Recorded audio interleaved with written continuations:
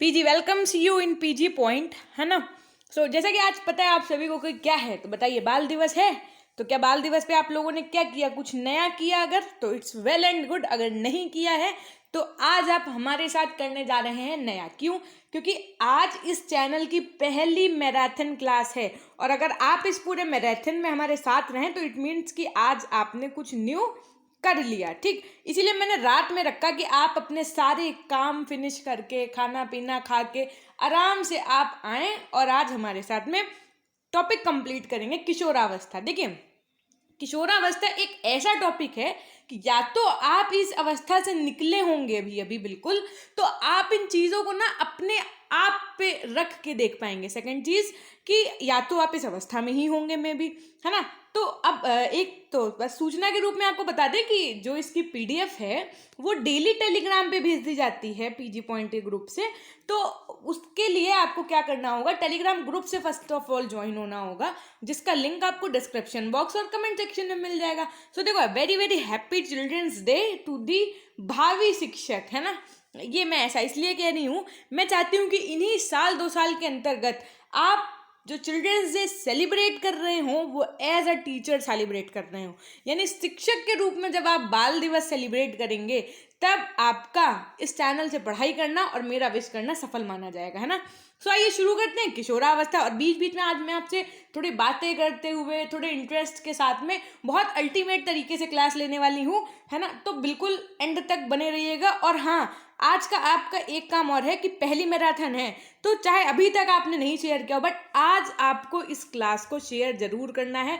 मैं चाहती हूँ मैक्सिमम से मैक्सिमम बच्चे आएँ, अपना योगदान दें और अंत तक मेरे साथ बने रहें। ठीक, आइए शुरू करते हैं। सबसे पहले एज प्रीवियस जैसे चैप्टर्स में आपने कंप्लीट किया, और हाँ, ये इस यूनिट का लास्ट चैप्टर भी है मे बी। देखिए, किशोरावस्था का अर्थ और परिभाषाएं समझेंगे। तो सबसे पहली बात तो ये जानते हैं कि किशोरावस्था होती कौन सी अवस्था है। तो देखो, 12 से 18 वर्ष के बच्चे किशोरावस्था यानी किशोर बालक या बालिकाएं कहलाती हैं। तो अब देखो, किशोरावस्था जो शब्द है वो एडोलसेंस शब्द से लिया गया है, जिसका अर्थ एक्चुअल में होता क्या है, वृद्धि या परिपक्वता, है ना। जैसे कहते नहीं है, अब ये शैतानी नहीं करते, अब लड़का परिपक्व हुई गए हैं, ऐसे बोलते ना हम लोगों के यहाँ। क्या बोलेंगे भैया, अब तो लड़का परिपक्व हुई गए हैं, अब ज़्यादा शैतानी नहीं करते, ऐसे बोलते हैं। क्यों बताइए। तो देखो, आज बहुत अल्टीमेट तरीके से क्लास करनी है, बिल्कुल ऐसा नहीं लगना चाहिए। लगना चाहिए कि चिल्ड्रंस डे की क्लास है तो समथिंग स्पेशल, है ना। और देखो, सामान्यतः जैसे मैंने आपको बताया कि 12 से 18 वर्ष तक की एज मानी गई है, लेकिन पूर्ण रूप से लिंग, जलवायु यानी सेक्स, और उसके बाद में जलवायु यानी क्लाइमेट, प्रजाति और व्यक्ति के स्वास्थ्य पर निर्भर करती है। किशोरावस्था शारीरिक परिपक्वता की अवस्था मानी जाती है, यानी कि जितने भी एक लड़की या लड़के के अंदर चेंजेस आते हैं, है ना, वो सारे किस एज में आते हैं, आपके किस अवस्था में आते हैं, तो सारे आपके ये किशोरावस्था में आते हैं, ऐसा माना जाता है। इस अवस्था में हड्डियों में दृढ़ता आती है, यानी हड्डियां आपकी क्या हो जाती हैं, मजबूत हो जाती हैं, तथा अत्यधिक भूख का अनुभव होता है। बताइए, मम्मी आपकी खिलाते खिलाते परेशान हो गई क्या? ऐसा हुआ था क्या जब आप किशोरावस्था में थे कि अभी बस दोपहर का टिफिन लंच के टाइम पे लंच करते थे स्कूल टाइम पे, और फिर उसके बाद में घर आकर के खाना खाते थे, फिर शाम को 4-5 बजे कुछ चाहिए होता था, फिर 7 बजे चाय चाहिए होती थी, फिर 10 बजे खाना चाहिए होता था। तो इस अवस्था में बच्चों को बहुत ज़्यादा भूख लगती है। क्यों? क्योंकि उनके अंदर शारीरिक विकास हो रहा होता है। ठीक, इस अवस्था में बालकों में तीव्र सामाजिक, शारीरिक, मानसिक और संवेगात्मक परिवर्तन होते हैं। देखो, इस एज, अगर इस एज में बच्चा अपने आप को कंट्रोल कर ले गया ना, तो ये आप मानिए कि फिर उसको कभी जीवन में दिक्कत नहीं आनी है ना।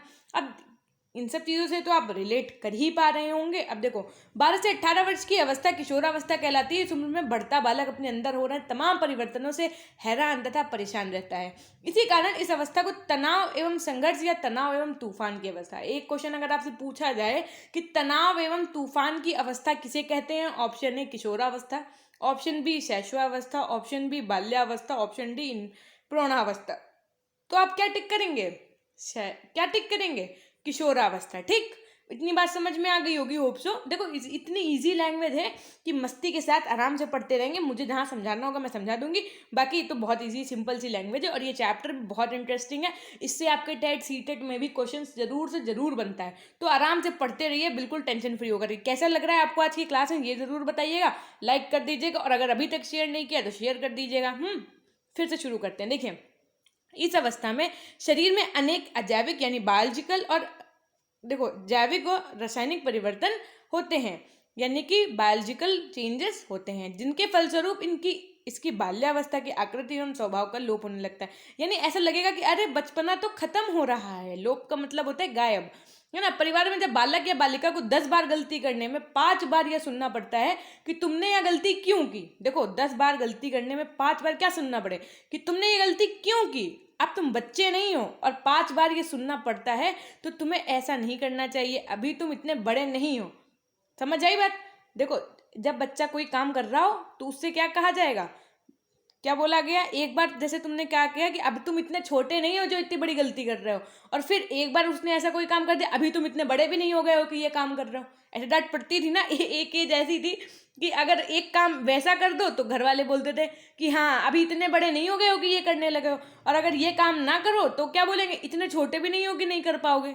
ठीक, तो ऐसी ये जो एज होती है ना कंफ्यूजिंग वाली लाइफ, इसे ही कहते हैं किशोरावस्था। देखो ऐसी अवस्था में बालक स्वयं से प्रश्न करता है कि मैं क्या हूँ, बड़ा युवक या युवती हूँ, ये छोटा बालक या बालिका हूँ। इस उत्तर को पाने के लिए बालक बालिका परेशान एवं उत्सुक रहते हैं। शिक्षाविदों एवं मनोवैज्ञानिकों ने किशोरावस्था को अलग अलग तरीकों से परिभाषित किया। सो आइए जानते हैं एज यूजुअल स्टेनले हॉल के अनुसार क्या कि इन्होंने किशोरावस्था को तनाव, दबाव और संघर्ष की अवस्था कहा है। उन्होंने आगे लिखा कि इस काल में व्यक्तित्व का नया जन्म होता है ना। कुल्हन ने बताया कि किशोरावस्था बाल्यकाल तथा प्रौढ़ावस्था के मध्य अत्यधिक परिवर्तन का संक्रमण काल है। क्रो एवं क्रो के अनुसार किशोर ही वर्तमान की शक्ति व भावी आशा को प्रस्तुत करता है। ठीक, अब उसी तरह से फिर देखिए नेक्स्ट पॉइंट किसके अनुसार। अब हाँ ये क्लास आज आपकी 1 घंटे की तो होगी एज यूजुअल। क्या होता था कि अभी तक जो हम लोग क्लासेस कर रहे थे वो आधे घंटे की कर रहे थे, लेकिन आज 1 घंटे की करेंगे। क्यों? क्योंकि आज मैराथन है, आज चिल्ड्रंस डे है ना। एक आर्टिस्ट के अनुसार देखो सब लोग किशोरावस्था के ही विषय में बता रहे हैं, लेकिन अलग अलग साइकोलॉजिस्ट के हिसाब से आपको इसमें डेफिनेशंस पढ़नी ही पड़ेंगी। किशोरा औसतन 12 वर्ष से 18 वर्ष की आयु तक की है, जिसके अंतर्गत कामांगों का विकास, शारीरिक काम विशेषताओं का प्रकटीकरण लाता है। शिक्षा शब्दकोश में किशोरावस्था के अर्थ को इस प्रकार स्पष्ट किया गया है। किशोरावस्था यौन आरंभ से परिपक्व अवस्था के मध्य घटित होने वाली और मोटे तौर पर 13 से 14 वर्ष की आयु से प्रारंभिक होकर 20 वर्षों तक विस्तृत होने वाली मानव विकास की एक अवधि है। कि मतलब जिस ऐसी एज जिसमें आपके लाइफ के चेंजेस आए हों और आप परिपक्व होने की और अग्रसर हों, तो उस एज को क्या कहेंगे, किशोरावस्था कहेंगे। और लगभग 13 से 14 ईयर्स के बीच में ये स्टार्ट हो जाती है और 20 तक आते आते क्या होती है, एंड हो जाती है। और इसमें क्या होता है, जो आपके सेक्स ऑर्गन्स होते हैं उनका डेवलपमेंट होता है, फिजिकल सेक्स कैरेक्टरिस्टिक्स होते हैं, उनका अपीयरेंस भी होता है। अब देखो किशोरावस्था की कुछ विशेषताएं हैं। सबसे पहले आइए जान लेते हैं। जर्शील्ड के अनुसार यह वह अवस्था है जिसमें विचारशील व्यक्ति बाल्यावस्था से परिपक्वता की ओर गमन करता है। ठीक है, अभी ऐसे ही भी हमने आपको बताया। अब देखो शारीरिक विकास होते हैं, सबको पता है, लंबाई बढ़ती है ना। किशोरों में जो बच्चे होते हैं उनके क्या होते हैं, कंधे, लड़कों के कंधे चौड़े हो जाते हैं, है ना। और जैसे कॉलसैनिक के अनुसार यदि बात करें तो इस उम्र में बालक एवं बालिका दोनों अपने शरीर एवं स्वास्थ्य से अत्यधिक चिंता रहती है। क्यों? क्योंकि लाइफ में अचानक से इतने चेंजेस आते हैं बॉडी में, ह्यूमन बॉडी में, कि वो थोड़ा सा उनको असहज महसूस होता है ना। अब यदि बौद्धिक विकास की बात की जाए यानी इंटेलेक्चुअल डेवलपमेंट की बात करें तो इसमें बुद्धि का सबसे अधिक विकास होता है। यानी कि अगर बात करें तो जो आपका इंटेलिजेंस है उसका डेवलपमेंट आपका कब होता है, तो किशोरावस्था में होता है। इस अवस्था में मस्तिष्क के लगभग प्रत्येक क्षेत्र की प्रत्येक क्षेत्र में पूर्ण विकास होता है किशोरावस्था में व्यक्ति। अब ये देखो है ना बात वही एकदम सेम, तर्क वितर्क, चिंतन एवं समस्या के संबंध हेतु गहरी सोच प्रकट करना प्रारंभ कर देता है। यानी कोई बात है तो उसको गहराई से सोचना कि क्या सही है क्या गलत है, कहीं कोई लड़ाई हुई है तो उसके जो है विषय में विचार करना, तो ये सारी चीज़ें होती हैं इसमें। समाज सेवा एवं देशभक्ति की भावना जगती है। क्या कि अरे अच्छा कोई मुद्दा हुआ, मतलब एकदम देशभक्ति में एकदम चूर रहते हैं आप कह लीजिए। देखिए उनको ऐसा लगता है अब कि समाज की प्रत्येक समस्या जो है, इस पूरे सोसाइटी की जो भी दिक्कतें हैं उसका समाधान सब हमारे पास है, मैं करूँगा। मतलब ऐसे कुछ उनके अंदर फीलिंग्स आती हैं। रॉस ने क्या बताया कि किशोर समाज के निर्माण व पोषण कार्य के लिए सबसे आगे रहते हैं। किशोरों में समाज का महत्वपूर्ण व्यक्ति बनने की चाह रहती। क्यों? क्योंकि वो चाहते हैं कि हम सोसाइटी में आगे आएँ, सबके सामने आए, मेरा नाम हो। कल्पनाशीलता, भाई ये जो एज है ना, इसमें इमेजिनेशन बहुत होता है। कैसे? जैसे नहीं बोलते, ख्यालों में खोए रहते हैं। क्यों? ऐसा हुआ है या हो रहा है या हुआ था? क्या हो रहा है बताइए ऐसा?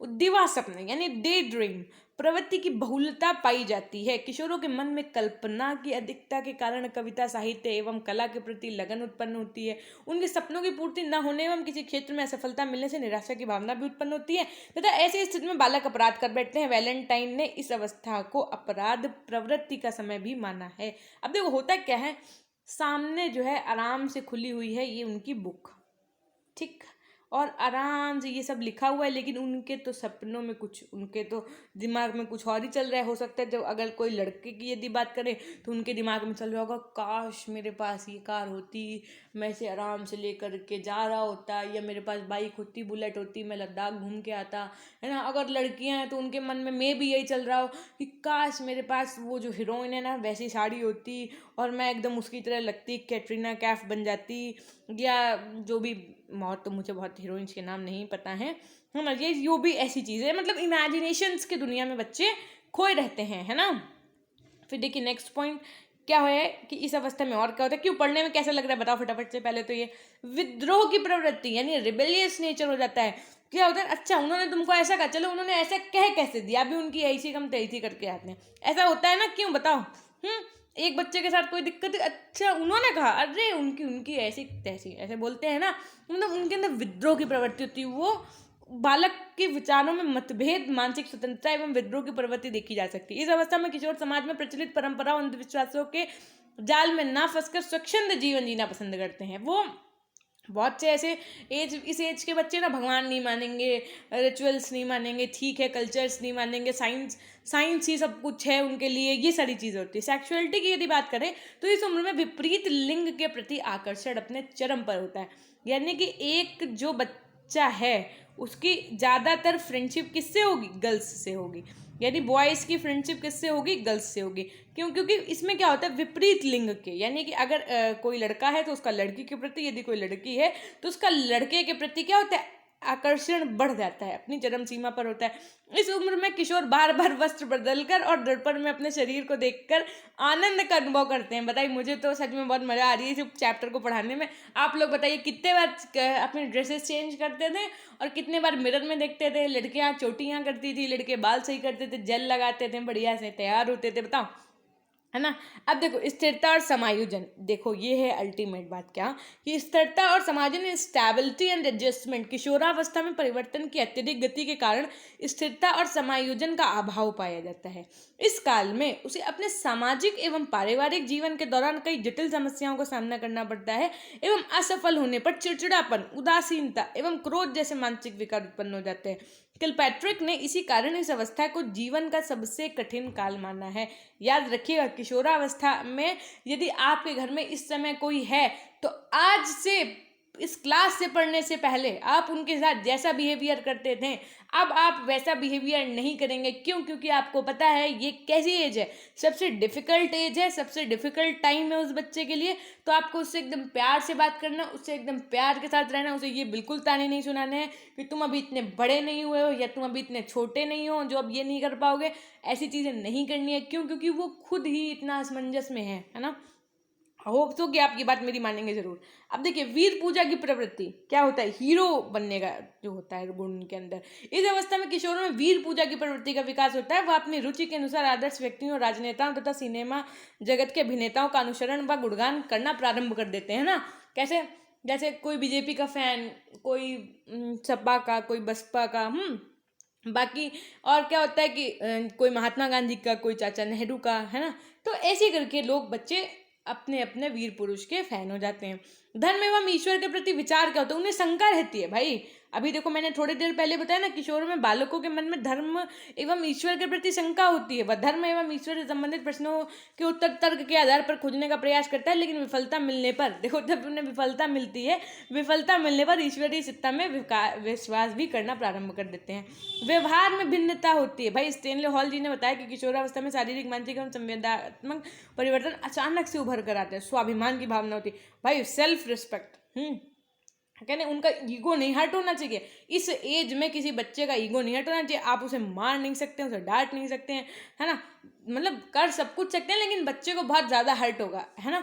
ये होती हैं चीज़ें। अब देखो, किशोरावस्था में बालकों के मन में स्वाभिमान की भावना प्रबल हो जाती है। कैसी हो जाती है? तो प्रबल हो जाती है, यानी बहुत जटिल। कि किशोरा बहुधा आदर्शवादी होते हैं। वे समूह की भावना और व्यवहार को प्राथमिकता देते हैं, लेकिन किसी की अधीनता स्वीकार करते हैं, किसी की अधीनता स्वीकार नहीं कर सकते हैं। व्यवसाय का चुनाव यानी सिलेक्शन ऑफ ऑक्यूपेशन प्रोग्रेशन। क्या कि किशोरावस्था में व्यवसाय के चुनाव के लेकर एक चिंता का माहौल बना रहता है। आर्थिक स्वतंत्रता प्राप्त करने की प्रबल इच्छा उन्हें इस उम्र में अतिशीघ्र आत्मनिर्भर बनने को प्रेरित करती है। बात समझ में आई? जीवन निर्माण, लाइफ क्रिएशन। किशोरावस्था में अर्जित ज्ञान और प्रदर्शित व्यवहार जीवन भर के लिए स्थायी रहता है। इस अवस्था में किशोर व्यक्तित्व निर्माण के लिए आधारभूत सिद्धांतों का पालन करना प्रारंभ कर देता है। यदि स्टेनले हॉल के अनुसार बात की जाए तो किशोरावस्था एक प्रकार का क्या होता है? तो नया जन्म होता है, क्योंकि इसमें व्यक्ति के जीवन की अच्छी बुरी अनेक विशेषताओं का प्रदर्शन होने लगता है। अब देखिए, ये बहुत इंपॉर्टेंट है, किशोरावस्था का वर्गीकरण। यानी किशोरावस्था एक संक्रमण काल यानी ट्रांजिशन पीरियड होता है, जिसमें बालक में कुछ गुण तो बाल्यावस्था के होते हैं तथा कुछ गुण युवावस्था के होते हैं। किशोरावस्था को पुल यानी ब्रिज भी कह सकते हैं, जिसके द्वारा बालक जीवन विकास क्रम की बाल्यावस्था से युवावस्था तक पहुंचता है। क्या कि जो बाल्यावस्था से जब बालक युवावस्था की ओर जा रहा हो, तो ये जिस रास्ते के थ्रू जा रहा है, ये जो पुल पड़ रहा है, इसको आप क्या कहेंगे? किशोरावस्था कहेंगे। जीवन नदी का एक किनारा बाल्यावस्था, तो दूसरा युवावस्था है। देखिए कैसा लग रहा है आपको? पहले तो ये बताओ, पढ़ने में अगर इंटरेस्ट आ रहा है तो ही हम बढ़िया मैराथन करें आपकी, वरना क्या ही फायदा है आपको पूरा टाइम इतना सारा पढ़ा करके। मैं चाहती थी कि देखो ये क्या होगा, इससे आज आपको बेनिफिट ये होगा कि आपका किशोरावस्था का टॉपिक इतना बड़ा था कि मुझे 2-3 वीडियो में कंप्लीट करना पड़ता। और आज है चिल्ड्रंस डे, अभी तक इस चैनल पर मैराथन क्लास नहीं हुई, तो मैंने सोचा कि चलो मैराथन भी हो जाएगी। और एक चैप्टर ये आपका इतना बड़ा है जो आपका टेट, सीटेट और पेपर के दृष्टिकोण से बहुत ही इंपॉर्टेंट है, ये भी कंप्लीट हो जाएगा और चिल्ड्रंस डे का सेलिब्रेशन भी हो जाएगा। तो कैसा लग रहा है फटाफट से बता दीजिएगा, एक बार शेयर कर दीजिएगा please. It's my humble request to you all. सबको बुला के लाइए अपने सेशन में और सेशन को लाइक जरूर कर दीजिएगा, ठीक। अब देखिए, बाल्यावस्था से युवावस्था तक पहुंचने में किशोरावस्था एक पुल की भांति कार्य करता है। कैसे? तो देखो, ये है आपका क्या बाल्यावस्था, जिसे आप चाइल्डहुड कहते हैं, यानी कि बच्चे के जन्म से 12 वर्ष की जो अवस्था होती है उसे आप क्या कहते हैं? बाल्यावस्था। और फिर जो उसके बाद में युवावस्था कब से कब तक होती है? तो 21 से 60 वर्ष की एज को हम लोग क्या कहते हैं? युवावस्था। ये जो इसके बीच की एज है, यानी 13 से 21 वर्ष की जो उम्र है, इसको आप उम्र है, इसको क्या कहेंगे? किशोरावस्था कहेंगे। ये तो जीवन के 2 किनारे हो गए, कौन कौन से? युवावस्था और बाल्यावस्था। लेकिन इन किनारों को जोड़ने के लिए जो ये ब्रिज बना है, ये क्या है? आपका किशोरावस्था है। किशोरावस्था कब से कब तक मानेंगे? 12-13 वर्ष से लेकर के 20 से 21 वर्ष तक, ठीक। अब देखो, किशोरावस्था के पुल के द्वारा ही हम इस नदी को पार कर सकते हैं। कहने का तात्पर्य यह है कि किशोरावस्था में सर्वांगीण विकास बहुत महत्वपूर्ण होता है। किशोरावस्था तीव्र परिवर्तनों की अवस्था है, जो वह संधि अवस्था से प्रारंभ होती है और प्रौढ़ावस्था की प्रारंभिक अवस्था तक रहती है। किशोरावस्था का अध्ययन सही तरीके से करने के लिए विद्वानों ने इसे कितने भाग में बांटा है? तो 2 भाग में। पहला पूर्व किशोरावस्था, दूसरा उत्तर किशोरावस्था। यदि पूर्व किशोरावस्था की बात की जाए तो 13 से 16 वर्ष की एज आपकी क्या कहलाएगी? पूर्व किशोरावस्था। और उत्तरावस्था की यदि बात करें तो 17 से 21 वर्ष की एज आपकी क्या कहलाएगी? उत्तरावस्था। देखिए, पूर्व किशोरावस्था में क्या होता है? पूर्व किशोरावस्था वह संधि अवस्था की समाप्ति अर्थात 13 वर्ष से प्रारंभ होकर 16-17 वर्ष तक चलती है। मनोवैज्ञानिकों का मानना है कि इसका प्रारंभ बालिकाओं में 13 वर्ष से एवं बालकों में लगभग 1 वर्ष बाद यानी 14 वर्ष से होता है। इस अवस्था को समस्या बाहुल्य की अवस्था भी कहते हैं, क्योंकि द्रुत शारीरिक परिवर्तनों होने के कारण समायोजन संबंधी समस्याएं उत्पन्न हो जाती है। अब यदि उत्तर किशोरावस्था यानी लेट एडोलसेंस की बात की जाए तो उत्तर किशोरावस्था 16 या 17 वर्ष से प्रारंभ होती है एवं 21 वर्ष तक चलती है। हॉरलॉक ने 17 वर्ष की आयु को पूर्व किशोरावस्था एवं उत्तर किशोरावस्था के मध्य की विभाजक रेखा कहा है। विकास की दृष्टि से यह अवस्था अति महत्वपूर्ण होती है क्योंकि यह प्रौढ़ जीवन की तैयारी का काल होता है। इस अवस्था में जिस प्रकार के व्यवहार, प्रतिमान, अभिवृत्तियां एवं रुचियां आदि निर्धारित कर लिए जाते हैं वे ही प्रौढ़ जीवन के आधार बनते हैं। अब देखो यहाँ से आपका सब कुछ क्लियर हो जाएगा।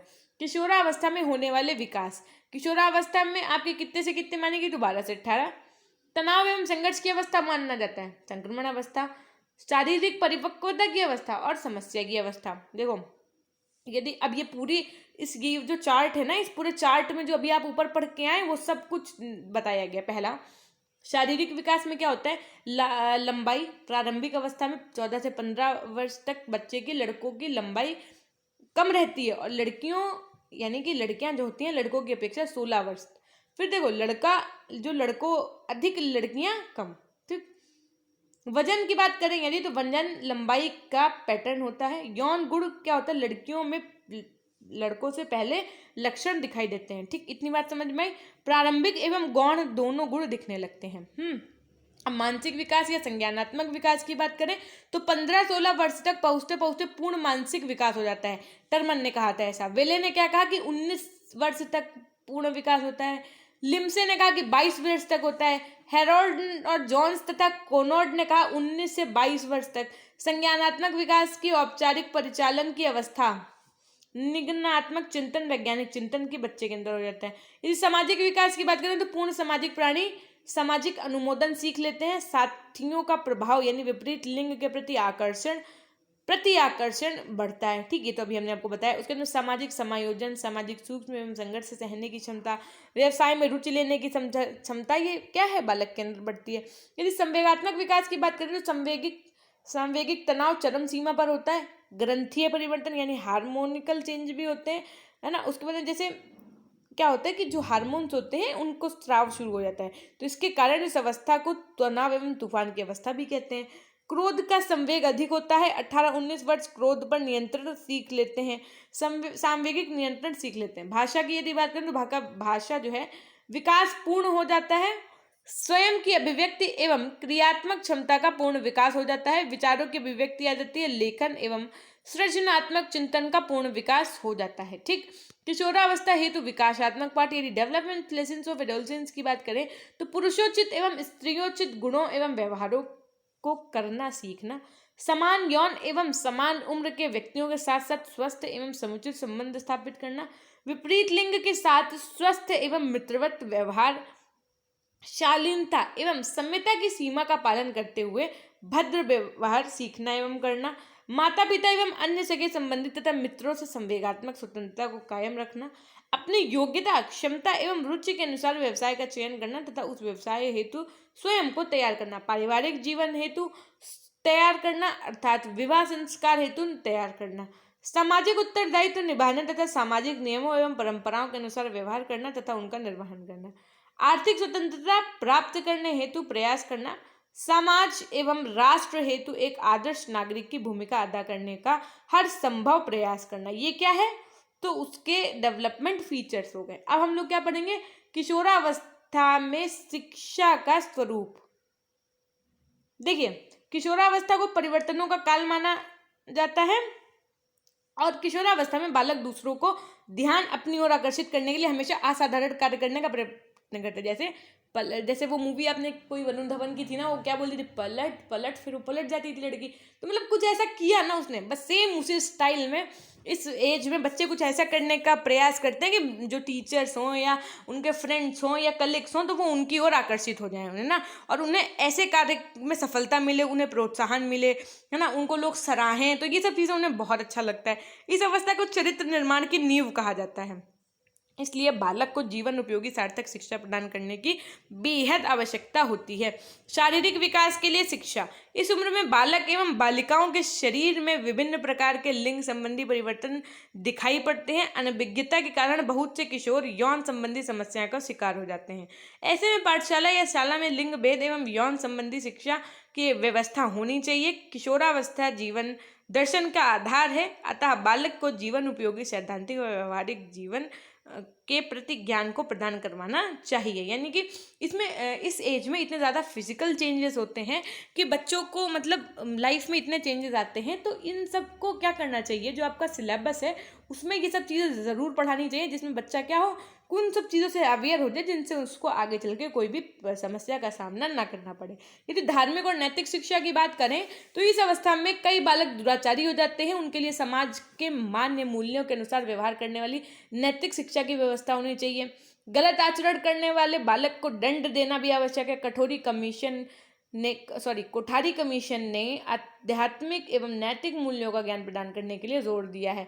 आत्मनिर्भरता की शिक्षा। किशोरावस्था में बालक शीघ्र ही आत्मनिर्भर होने की इच्छा करता है। वो सोचता है अब मैं ही जो हूँ सो हूँ, बिजनेस भी अगर करना है तो मानी के जैसा करना है ना, उनके अंदर ऐसी सब चीज़ें आ जाती हैं।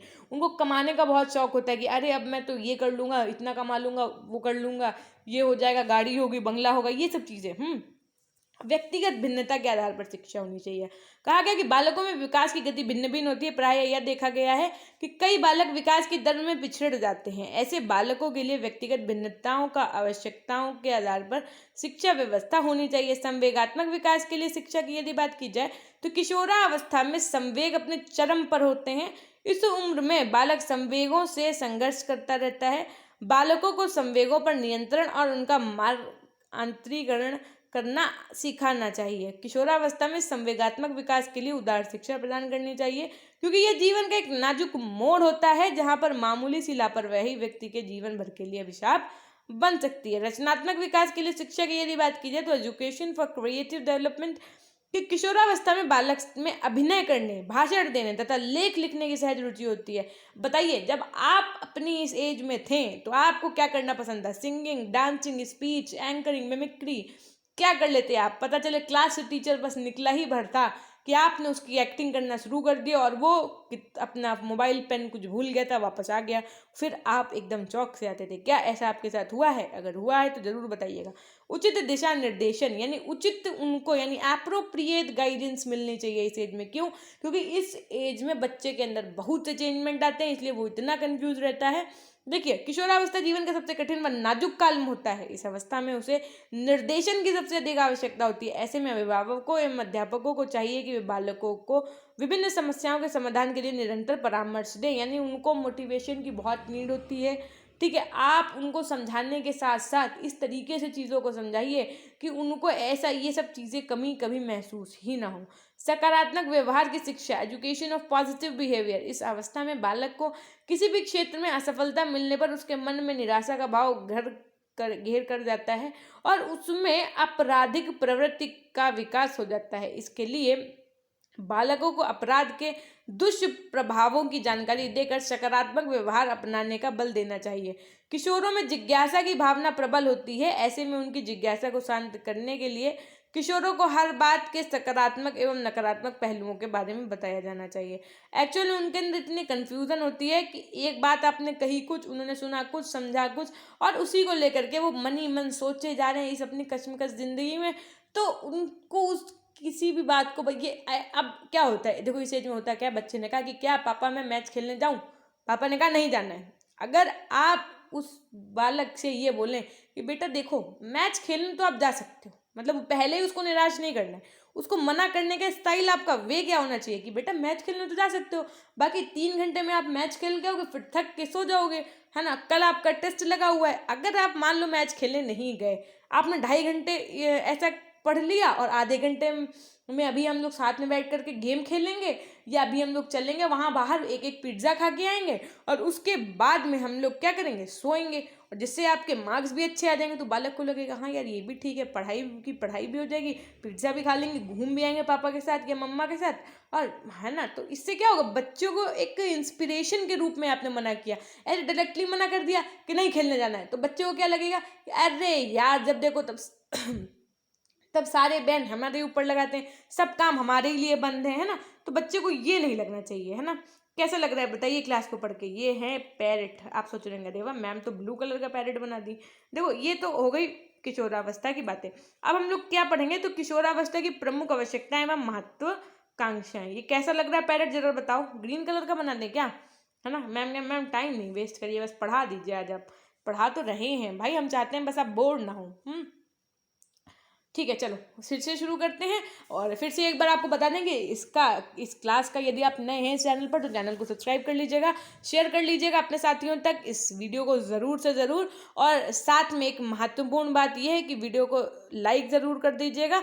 और इस क्लास की पीडीएफ के लिए आप हमारे टेलीग्राम चैनल से जुड़ जाइए, जिसका लिंक आपको डिस्क्रिप्शन बॉक्स और कमेंट सेक्शन में मिल जाएगा। देखो, किशोरावस्था में अनुभव की जाने वाली प्रमुख आवश्यकताओं को यदि हम संक्षिप्त रूप में देखें तो उन्हें 3 भागों में विभाजित किया जाता है। मुख्य 3 भागों में कौन कौन से? सामाजिक यानी सोशल, भौतिक यानी फिजिकल, तथा संवेगात्मक यानी मेंटल आवश्यकताओं में विभक्त किया जा सकता है। किशोरावस्था में जब किशोर में भौतिक तथा शारीरिक परिवर्तन होते हैं तो वह अपने इन परिवर्तनों को दूसरों को दिखाने की इच्छा करता है, परंतु उसे अपने शारीरिक परिवर्तनों से समझौता करना पड़ता है, अपनी भावनाओं को अपने तक ही सीमित रखना पड़ता है।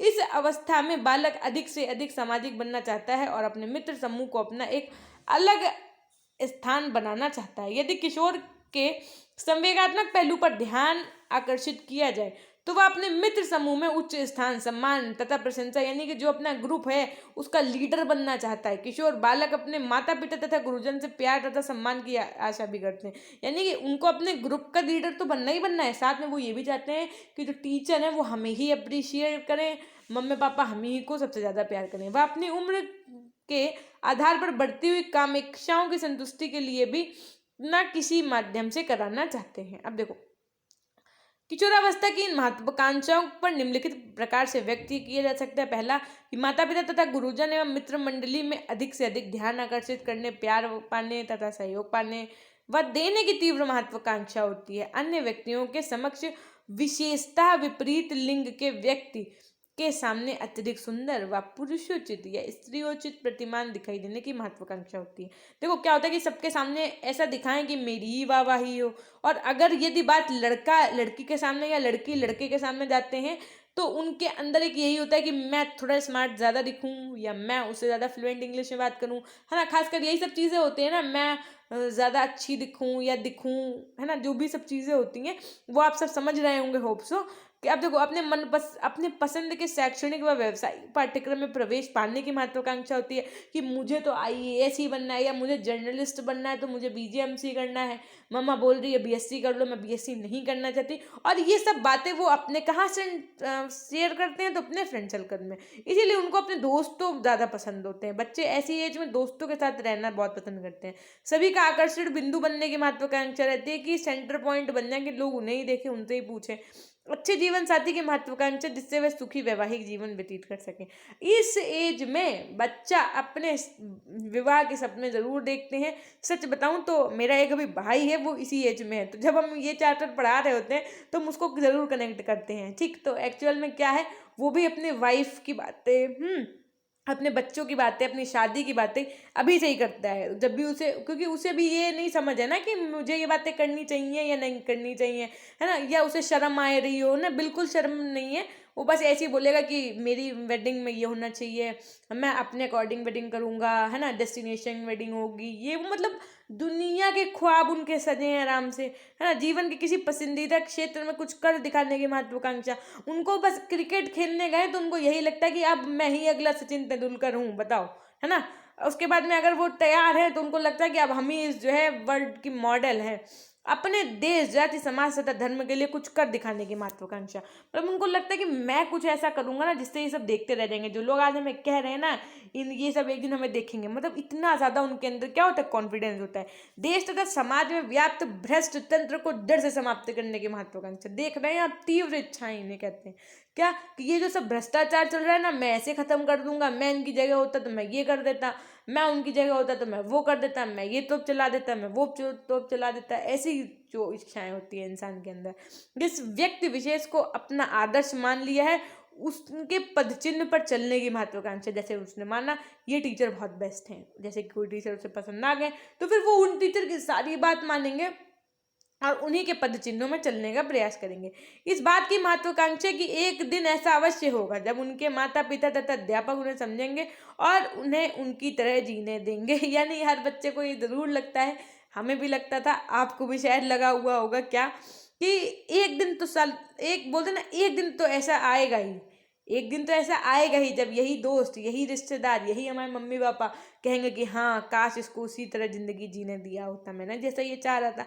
जबकि अगर वो हमें ऐसा करने देते हैं तो आज हम यहाँ हैं, यहाँ ना होते। क्यों? क्योंकि उस एज में बच्चा बहुत ज्यादा बिगड़ सकते हैं, है ना। यौन आनंद उठाने से संबंधित महत्वाकांक्षा।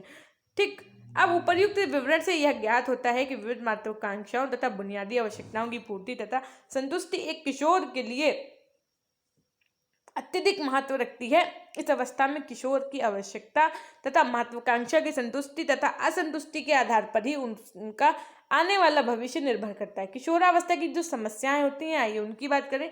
देखो, इसमें क्या होता है, किशोरों में वैसे तो शारीरिक विचलन एवं शारीरिक दोष जैसे दांत श्रवण दृष्टि आदि से संबंधित समस्याएं होती हैं, किंतु इनसे हटकर भी कुछ ऐसी समस्याएं होती हैं जिन पर विचार करना आवश्यक है, क्योंकि इन समस्याओं से भली भांति अवगत होने पर ही शिक्षक, अभिभावक आदि किशोरों के उचित समायोजन में सहायता प्रदान कर सकते हैं। अतः किशोरों की कुछ समस्याओं का वर्णन इस प्रकार है। पहला, पारिवारिक संबंधों एवं सामाजिक समायोजन से संबंधित। क्या होता है कि बच्चों के जो मत होते हैं वो अपने पेरेंट्स के मत से मैच नहीं करते हैं। सोसाइटी के जो अपने अपने व्यूज होते हैं वो बच्चे के व्यूज से बिल्कुल मैच नहीं करते हैं। इसलिए बच्चे रिश्तेदारों से, मोहल्ले वालों से, इवन अपने घर पे भी बात करना इस एज में ज़्यादा नहीं पसंद करते हैं। सब कुछ उनके फ्रेंड्स ही दिखते हैं, है ना। ये सब चीज़ें होती हैं। अब देखो, सिम्पसन ने क्या बताया, सिम्पसन ने अपने एक अध्ययन में पाया कि जिन किशोरों का पारिवारिक संघर्ष का सामना करना पड़ता है उनका समायोजन स्कूल अधिकारियों, साथियों तथा पास पड़ोस के लोगों से भी तनावपूर्ण होता है। इस प्रकार उनकी समस्या और भी जटिल हो जाती है। विद्यालय में समायोजन संबंधी समस्याएं, नैतिक व्यवहार से संबंधित समस्याएं भी होती हैं।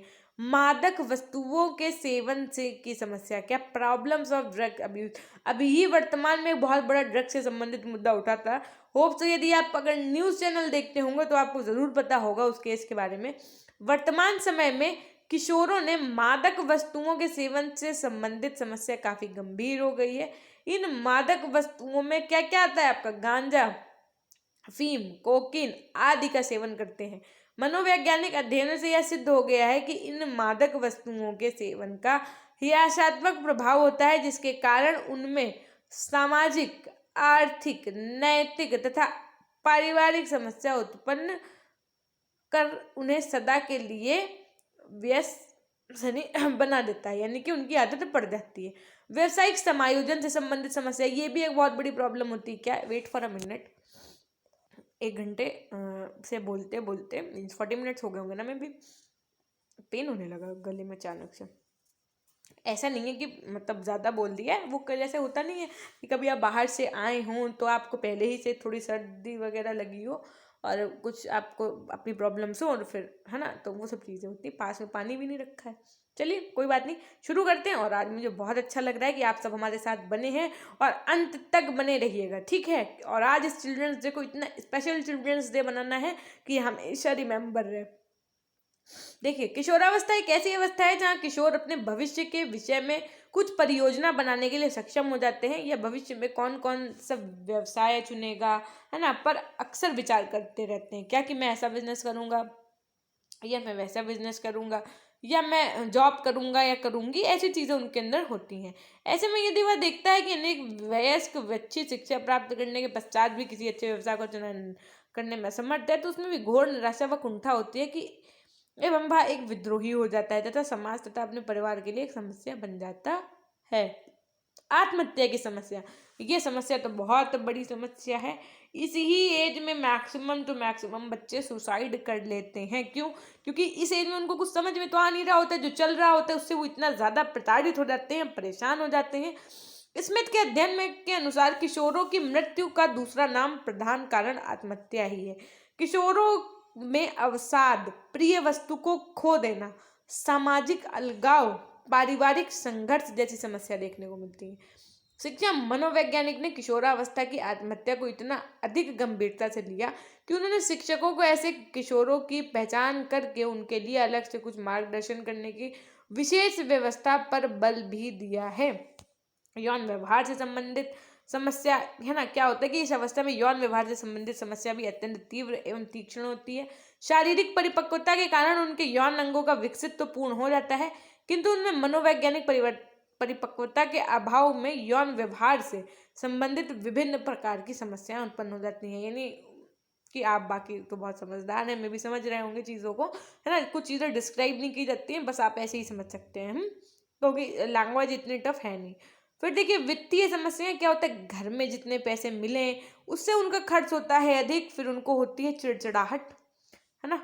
चिड़चिड़ाहट का मतलब ये है कि उनको ये लगता है कि अरे यार सिर्फ हम ही को पैसे नहीं मिलते हैं, है ना। देखो अपने साथी मित्रों के मध्य विशिष्टता बनाए रखने के लिए किशोर अधिक से अधिक पैसा खर्च करता है, यानी कि बेइज्जती ना हो। 10 दोस्तों ने अगर समोसा मंगाया है एक ग्रुप ने, तो पेमेंट बाबूजी के द्वारा ही हो, है ना। मतलब तो जब बाबूजी के द्वारा पेमेंट अर्थात उस बालक या बालिका के द्वारा पेमेंट होगा तो क्या होगा, उसका नाम होगा भाई, ग्रुप का लीडर के रूप में आएगा वो उभर के।